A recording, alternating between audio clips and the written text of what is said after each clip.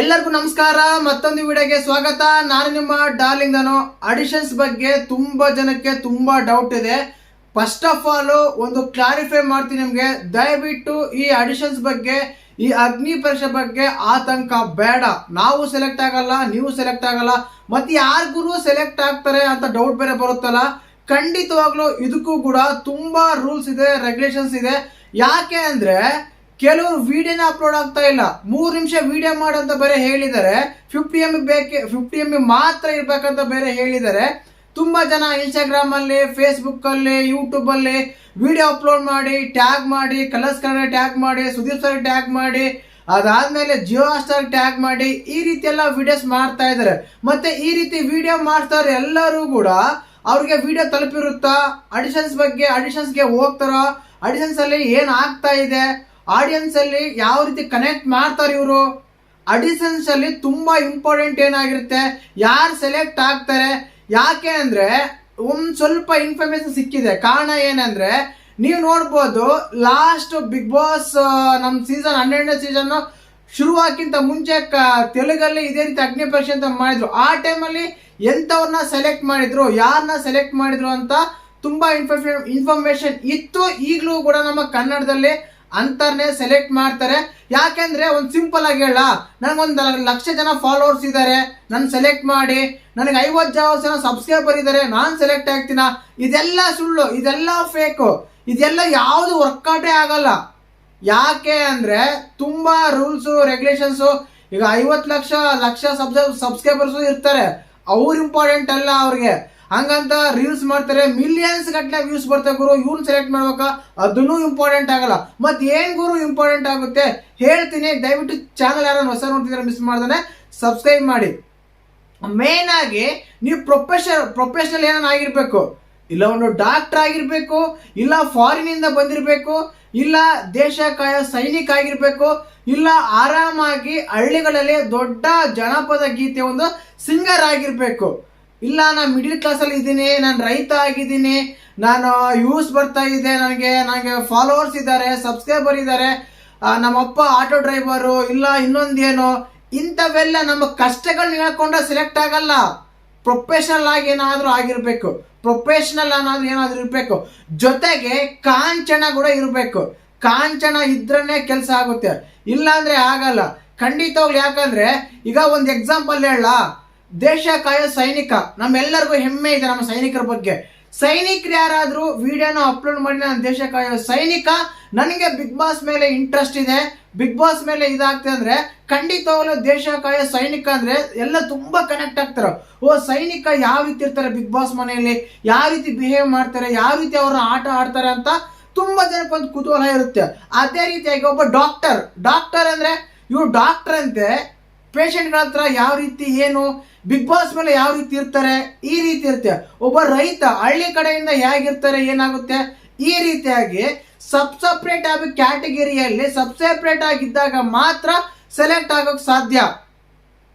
ಈಗ ನಮ್ಮಂತ ಯೂಟ್ಯೂಬರ್ಸ್ ತುಂಬಾ ಜನ ಇದ್ದಾರೆ, 50,000 ಜನ ಸಬ್ಸ್ಕ್ರೈಬರ್ಸ್, 1,00,000 ಸಬ್ಸ್ಕ್ರೈಬರ್ಸ್ ಎಲ್ಲ ಇದ್ದಾರೆ.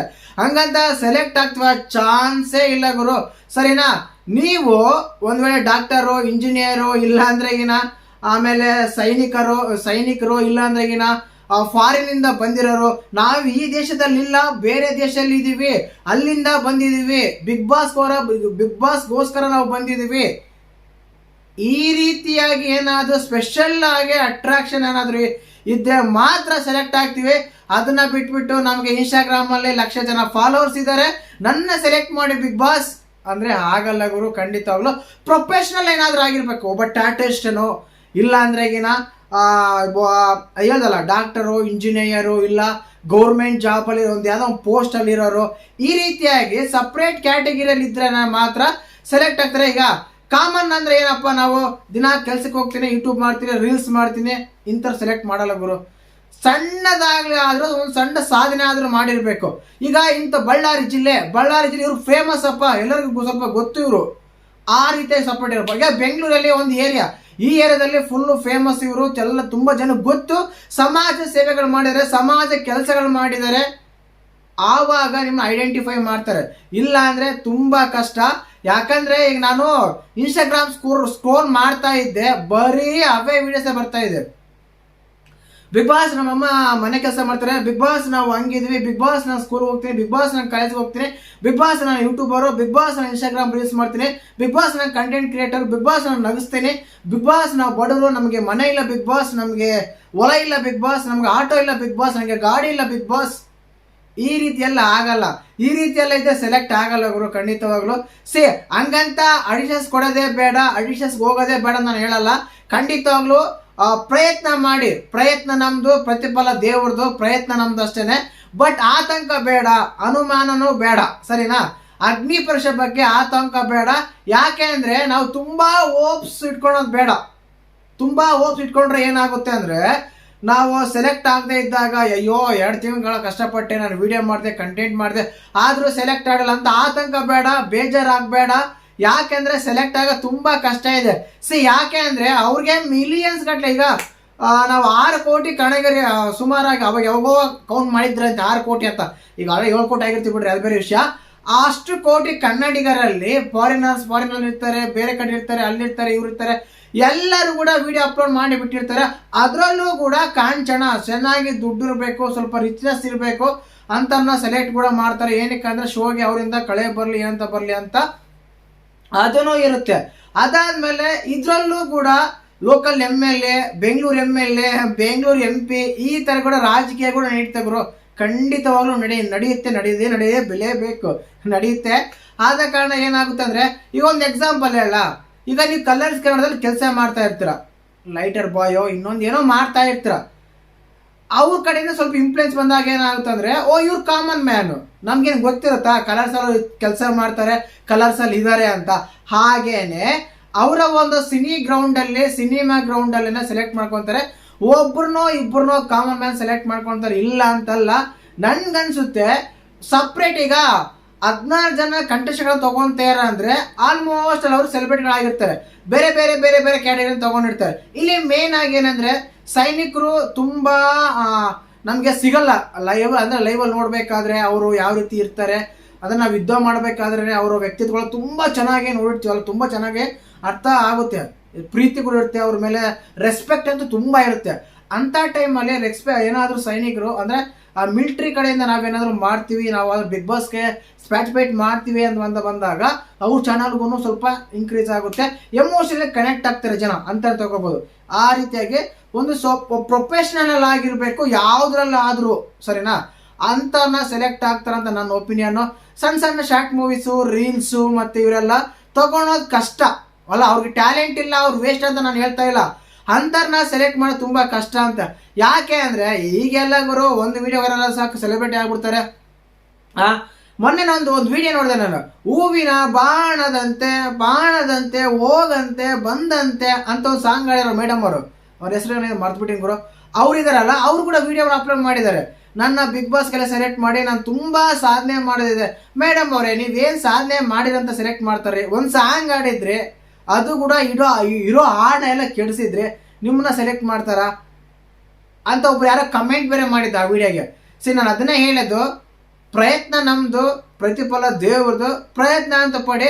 ನಾನು ಕೂಡ ವಿಡಿಯೋ ಅಪ್ಲೋಡ್ ಮಾಡೋಕ್ಕೆ ಪ್ರಯತ್ನ ಪಟ್ಟೆ, ವಿಡಿಯೋ ಅಪ್ಲೋಡ್ ಮಾಡೋಣ, ಟ್ರೈ ಮಾಡೋಣ ಅಂತ. ಬಟ್ ವಿಡಿಯೋ ಅಪ್ಲೋಡ್ ಆಗಲಿಲ್ಲ ಗುರು. ಅದು 50 MB ಮಾಡಿದೆ, ಅಪ್ಲೋಡ್ ಮಾಡಿದೆ. ಸಿಂಪಲ್ ಆಗಿ ನಾನು ಏನು ಹೇಳಿರಲಿಲ್ಲ, ಬಿಗ್ ಬಾಸ್ ನನಗೆ ಏನು ಗೊತ್ತಿಲ್ಲ, ನನಗೆ ಏನೂ ಬರಲ್ಲ, ನಾನು ಒಬ್ಬ ಕಾಮನ್ ಮ್ಯಾನ್, ಪ್ರೈವೇಟ್ ಕಂಪ್ನಿಲಿ ಜಾಬ್ ಮಾಡ್ತೀನಿ, ನನಗೆ ಬಿಗ್ ಬಾಸ್ ಬರೋಕ್ಕೆ ಇಷ್ಟ ಇದೆ, ಈ ಬಿಗ್ ಬಾಸ್ ಬಗ್ಗೆ ರಿವ್ಯೂ ಮಾಡ್ತಿದ್ದೀನಿ, 20,000 ಜನ ಸಬ್ಸ್ಕ್ರೈಬರ್ಸ್ ಇದ್ದಾರೆ, ನಮಗೊಬ್ಬ ಕಂಟೆಂಟ್ ಕ್ರಿಯೇಟರ್ ಬಿಗ್ ಬಾಸ್.